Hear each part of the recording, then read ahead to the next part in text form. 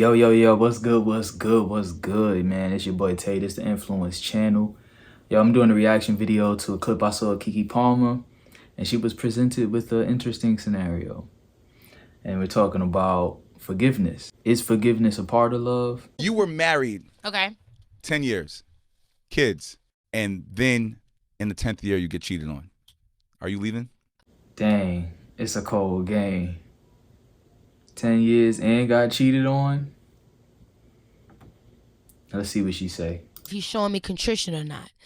Why did this happen? Why didn't you talk to me? Was there a problem in our marriage, or is there a problem going on with you? Is this a midlife crisis? Is this something that you know, I need to understand what's going on. But I think everybody's natural reaction, oh, you cheated on me, it's over, yada yada. Let's cause some havoc. Let's wreak some chaos and destruction. You know, get payback, revenge, all of that stuff. Or leave the person in general. But I like that she said she needs to understand what's going on. And it's easier said than done, but seeking first understanding, you know what I'm saying? Because not only that, in that you will get your closure. So even if you choose to leave, you're gonna have, yo, all right, I see what happened, I see where it went wrong. And I think you need to know why. It's not good to cut people off and not know why.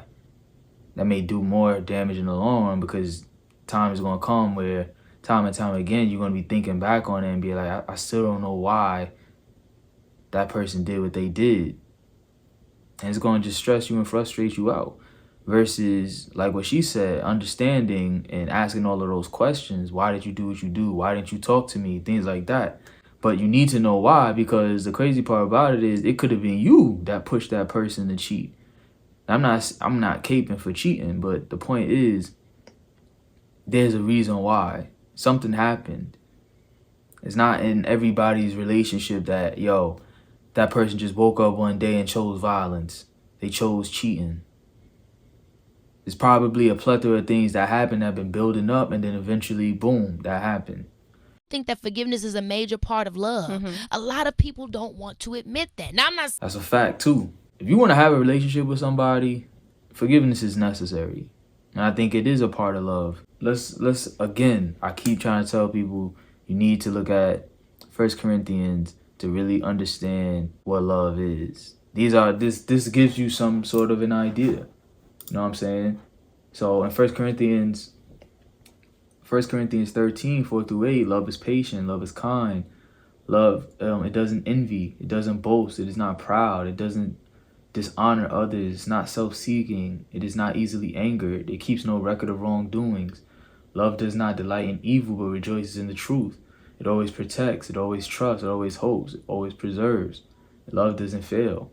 Biblically speaking, God is love, right? So if God chooses to forgive us of our sins and extend grace and mercy to us, this is the creator of the universe. This is God, and we're just us, wicked, evil, rebellious, selfish people. And he still chooses all the time to extend grace, mercy, forgive us of our sins. I think if he's doing it, you have a legitimate reason to stop and pause before you just off the rip, you know what I'm saying, just wild out. And I mean, in that context, you're not wilding out, but before you go ahead and make a decision that you may even regret. But let's look. Looking at Psalms 103, this is a song of David, and he's praising God for his mercies, right? So Psalm 103, verse 3. Matter of fact, verse 1, bless the Lord, O my soul, and all that is within me, bless his holy name. Bless the Lord, O my soul, and forget not all his benefits. Who forgives all your iniquities? Verse 4, it says, who crowns you with loving kindness and tender mercies. Verse 8, the Lord is merciful and gracious, slow to anger and abounding in mercy. Let's go to, matter of fact, verse 11. For as the heavens are high above the earth, so great is his mercy towards those who fear him. As far as the east is from the west, so far he has removed our transgressions from us. So this is God we're talking about, who chooses to do these things for us. Then in Micah chapter 7, verse 19, it says, he does not retain his anger forever, because he delights in mercy. He will again have compassion on us and will subdue our iniquities. You will cast all our sins into the depths of the sea. So this is God. And he actually calls us to do the same. If your brother sins against you, how many times should you forgive the person? Jesus says 70 times 7. So forgiveness is a part of love. And so with that understanding, we just gotta understand, like, we are all flawed people, and everybody is capable of committing evil to somebody, even to themselves. You know what I'm saying?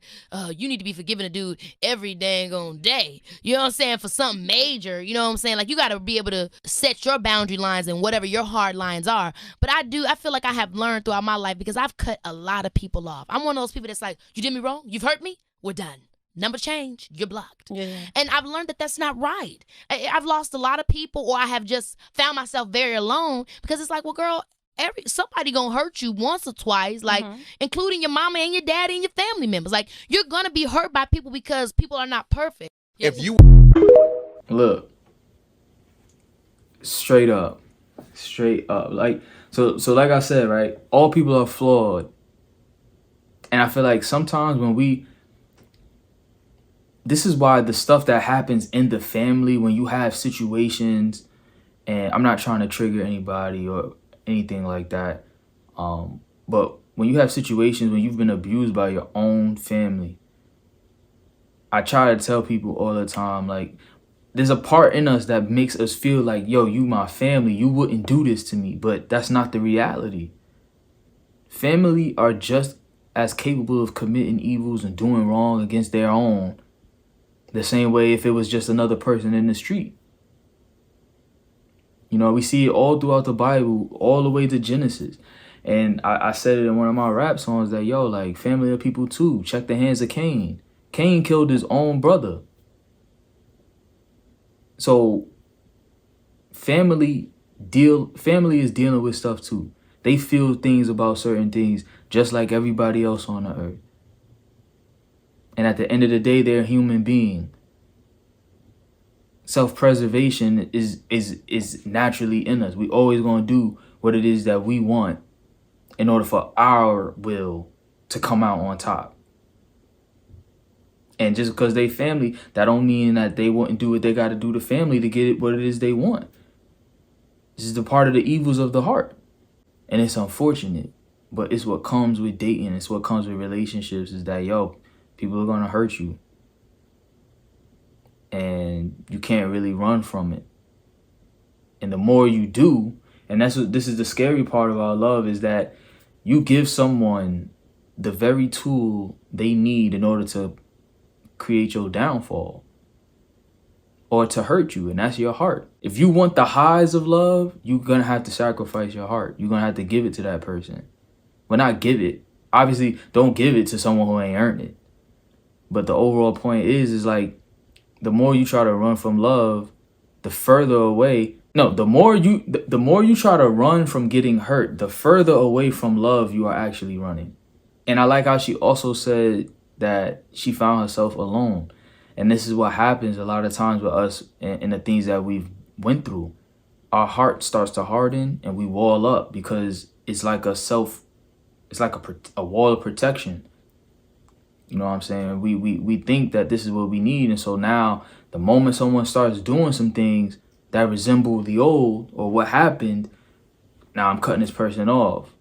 But the crazy part about it, they might not even be aware about your baggage, about what you went through, and you cutting them off for no reason. Maybe this person does have love for you and will move in love. And when they understand your story and your traumas and things like that, they'll help you heal. They will adjust how they're moving so that they are not triggering you.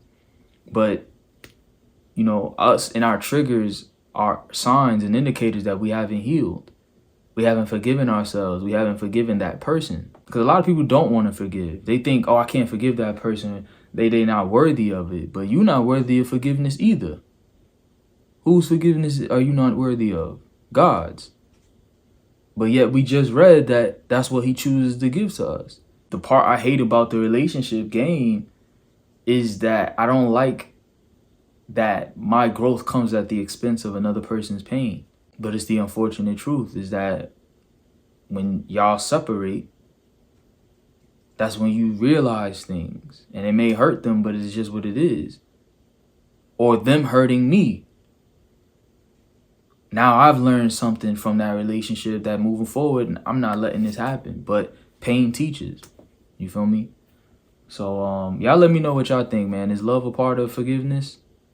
Is forgiveness a part of love? What do you think about it? Is it necessary to have in relationships? Like, subscribe, share, comment, put your people on. This is for you and yours. And y'all stay up, stay blessed. Peace and love.